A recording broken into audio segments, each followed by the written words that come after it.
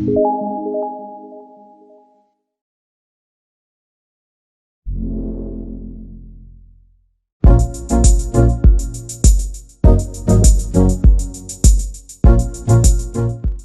आज जो हम टॉपिक लेके आए हैं वो है हमारा प्रोटेक्ट शीट। शीट को प्रोटेक्ट कैसे करेंगे, शीट को प्रोटेक्ट करने की ज़रूरत क्यों पड़ सकती है।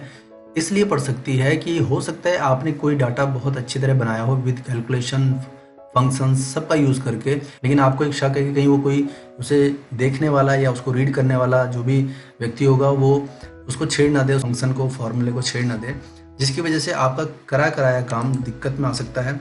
और उस पॉइंट को सेव करने के लिए आप जिनको भी ये फाइल देना चाहते हैं उन्हें सिर्फ देखने की इजाज़त दें कि भाई आप इसमें डाटा देख लीजिए, बाकी छेड़ाखानी नहीं कर सकते। तो उसको करने के लिए हम आज प्रोटेक्ट शीट में जाएंगे। प्रोटेक्ट शीट जो है रिव्यू टैब के ऑप्शन में होता है और हमने यहाँ पे रिव्यू टैब के ऑप्शन में प्रोटेक्ट शीट पे क्लिक किया और यहाँ पर वो पासवर्ड देने के लिए पूछता है। लेकिन उससे पहले हम समझते हैं कि अंदर की चीज़ें क्या है।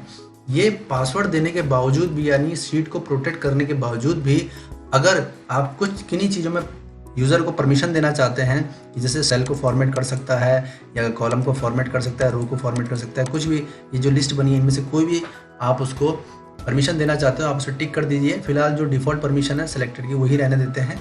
और मैंने यहाँ पर एक पासवर्ड दे दिया और उस पासवर्ड को देते ही जब ओके करेंगे तो वो री एंटर के लिए बोलता है, कंफर्म करने के लिए कि आपका पासवर्ड सही है कि नहीं है या दोनों सेम होने चाहिए।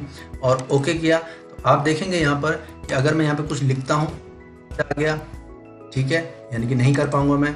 सेलेक्ट करने की परमिशन हमने दे रखी थी तो सेलेक्ट हो रहा है, इसका मतलब आप इसे कॉपी भी कर सकते हैं, देखिए कॉपी भी हो जाएगा।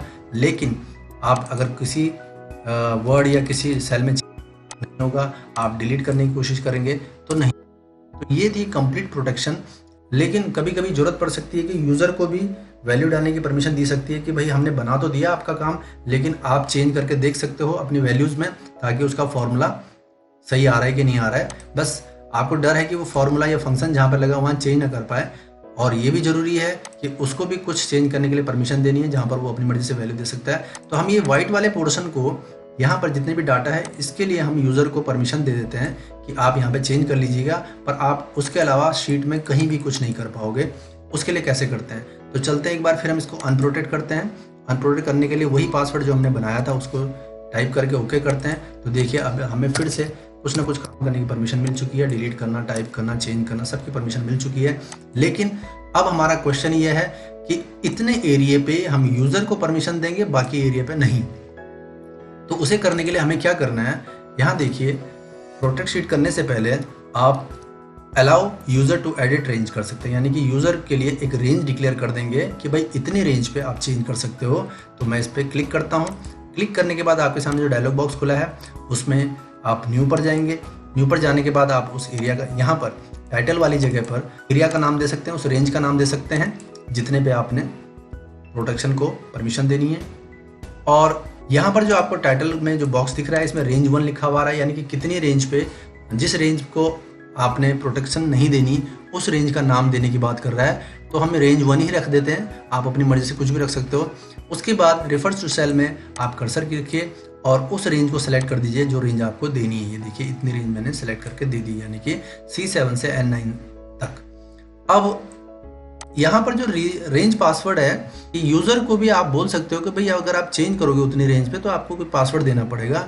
वो पासवर्ड आप यहाँ पर दे दीजिएगा और यूज़र को बता दीजिएगा भी आप उस रेंज में भी पर्टिकुलर पासवर्ड दे के ही, जो भी आप बताओगे उसे देख के ही चेंज कर सकते हो। तो फिलहाल मैं नहीं दे रहा हूँ यहाँ पर, आप चाहें तो दे सकते हैं।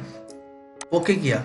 अब यहाँ पर जो आपको रेंज 1 और सेल का रेफरेंस दिख रहा है और यहाँ पे लिस्ट जैसा कुछ दिख रहा है, तो इसका मतलब ये है कि आप एक ही नहीं कई रेंज दे सकते हो, फिर से न्यू करके मॉडिफाई भी कर सकते हो कि आपने रेंज को चेंज करना है, सब मॉडिफाई भी कर सकते हो। लेकिन अब हम बात करते हैं कि बाकी शीट को प्रोटेक्ट करने की, यानी कि जो रेंज हमने यहाँ पे डिक्लेयर कराई उसमें तो यूज़र काम कर सकता है, लेकिन उसके अलावा बाकी शीट में कोई काम नहीं कर सकता।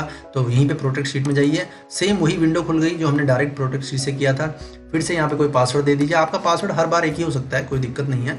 और यहाँ पर भी जिन जिन चीज़ों में उसके अलावा आपको परमिशन देनी है आप दे सकते हो और ओके कर दिया।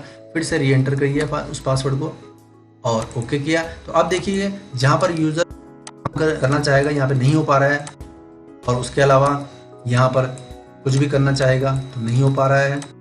इसके अलावा जहाँ पर आपके ये फॉर्मूला या फंक्शन लगे होंगे यहाँ पर कुछ नहीं कर पाएगा, वो सिर्फ इस रेंज में चेंज कर सकता है। सपोज 24 से उसने कहा 30,000 कर दीजिए, तो देखिए चेंज कर सकता है।